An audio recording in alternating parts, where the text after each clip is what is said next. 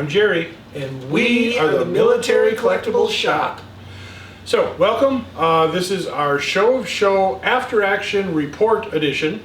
We were hoping to provide some updates throughout the course of the Show of Shows, but quite honestly, we were really beat, we were tired. The show was fantastic. We came down on Wednesday. Yeah, we left Wisconsin Wednesday morning. Barely just beat the storm, the ice storm that came through and covered the state. Hit a lot of rain in northern Indiana, but by the time we got past Indianapolis and down to the north of the south, we ended up hitting some wonderful 73, 75 degree weather, so that was awesome. But unfortunately, the show was a very busy show. We saw there was a lot of people there. As soon as things hit, people were coming and going, buying and selling. It was pretty frantic. So by the time we got back to the hotel room, we were pretty much wiped. So we saved it all up for this spectacular episode.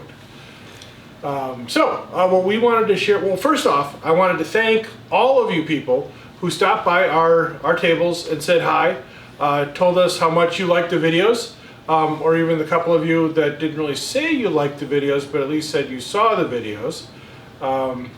And one of you said, your videos are interesting. So I'm taking that as a positive.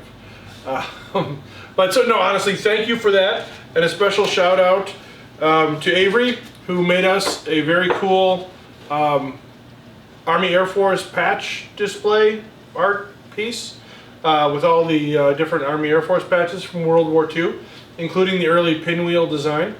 So thank you for that. We will be hanging this up in the shop along with the other divisional patches that he did for us last year.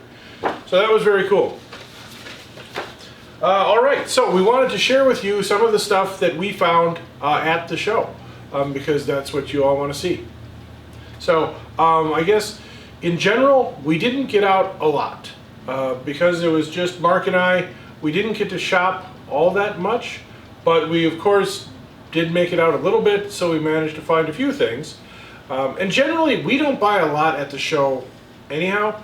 We're fortunate that we have the shop, and we can actually buy a lot of stuff through the shop. So buying at a show is almost a little redundant unless it's something we want for ourselves. But buying for resale there is always a little tough. So, but yeah, let's share what we found. All right. Should I go first? Yes, you might as well go first since you have a mountain of stuff. You only have one thing. I got one thing. Okay, I'll go somewhat chronologically. I picked up a U.S. Army regimental flag for the it's upside down. rare upside down version for the 176th Ordnance Battalion. As you may know, I collect these military unit flags. The interesting thing about this one is it was a unit that a lot of people think these are unfinished, and actually it's because the unit at the time of the flag did not receive its colors or its unit insignia at the time because it hadn't been combat, I don't know what you call it, combat forged. We'll go with that. But a very cool ordnance flag. It's kind of a maroon winey color of the Ordnance Battalion. Beautiful hand embroidery on these, on the eagle. So I was very excited to get this one. It's got a couple little tears in it, but overall a neat flag from an interesting branch of service. All right, speaking of flags, I also picked up a Army-Navy program for an award for an extra star for their Army-Navy E-flag. So the company was a place in Ohio, I believe, Aluminum Industries. So just a very cool little program from the award ceremony where they got the extra star for the second award of the Army-Navy E-flags. So I'll be using this in my second book, All the Rest of the Flags. Cool. That's the working title. Okay, speaking of flags, I picked this one up today, so this was kind of the latest and greatest. Very cool. What World War I and what I believe to be a World War I Factory Ordnance Award flag from the government. It's actually got the government contracting information and where it was made. It's dated 1918. Just a very cool flag. Again, I'm going to do some research on this one, but this one will definitely be an addition to the aforementioned book 2. Cool. And the neat thing about the show, and unfortunately it's kind of hard to collect flags because there's so many tables at the show. There's about 2,000 tables at the show. So it's hard to see all the stuff that's packed in the nooks and crannies. So I was able to wander about a little bit later on in the day when dealers were starting to leave and things were starting to break out a little bit more, and I was able to spot that flag. Okay, one more flag and then I'll let Mark go. Okay. But then I'll be back. All right, this one is very cool, and I'm not completely sure why, but this is a 25-star United States flag. So I think it might have something to do with the number of states that were left in the Union after the secession, but I'm not completely sure. It warrants further research, but I love old flags. This is indeed a very old hand-stitched flag. It's very cool. It's a large size. It actually has some markings on it to an academy, I believe, on the fly. So I need to do some more flag research. But that's what we vexillologists love to do. Have fun with flags. Cool. All right, Mark. And now is my turn. One of the things I was looking for was a Gebirgsjäger officer tunic. I was kind of hoping for a Gebirgsjäger officer tunic. I have a visor hat and a M43 hat. Yeah, it's the M43 hat because it's got the longer bill, but it's cool. And while we were waiting to get in, before the show even began, I got this one. It's a lieutenant. And there's some loops for probably an Iron Cross and maybe a wound badge and some small pin. Not sure what that was. But I also got the guy's dog tag. And so according to the dog tag, it's a Gebirgsjäger E Battalion 319. And then I have his number on there. So we'll see what we can come up with. But I was very happy to get that. And like I said, it was like before the show even started. That's very cool. Yeah, some of you might remember our previous show where Mark listed off the things he was looking for.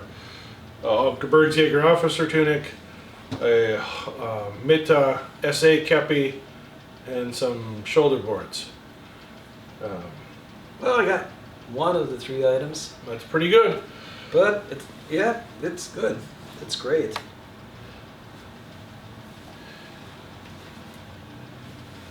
And then I was able to find a stuck in the box.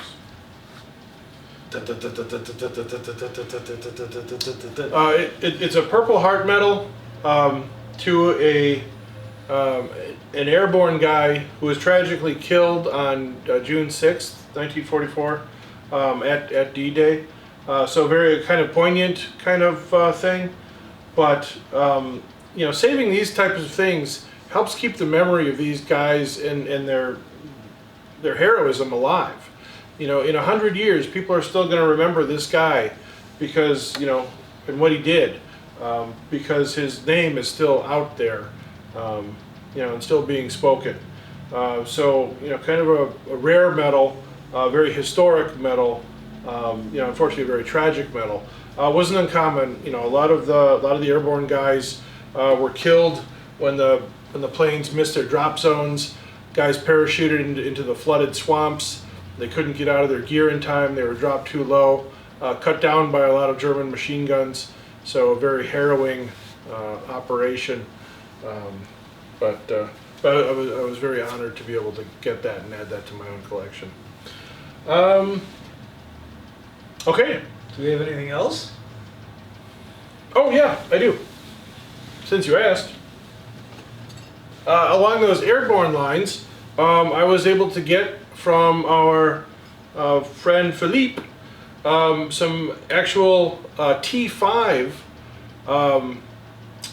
U.S. parachute harness parts that were found in the 506th Drop Zone C over in Normandy. So this is the suspension riser part, and this is one of the clips that would have been attached to the T5.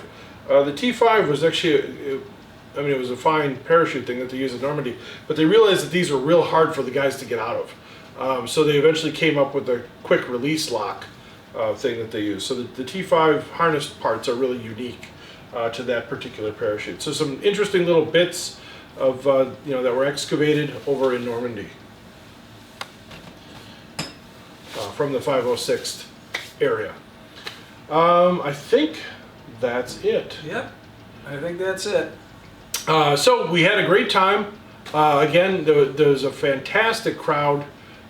It was a very busy show the entire time. A lot of people coming and going. Again, it was great talking to so many of you. Really appreciated that. If you haven't been to the show, strongly urge you to at least go to the show once in your lifetime. It's kind of like the mecca for being a military collector. And even if you're only interested in history, there's so much to see and so many things that you never knew existed. It's phenomenal to be able to see these kind of things. I think that's it. So from the road, I'm Mark. You're Mark? And you're Jerry. I am Jerry. And we are the Military Collectibles Shop.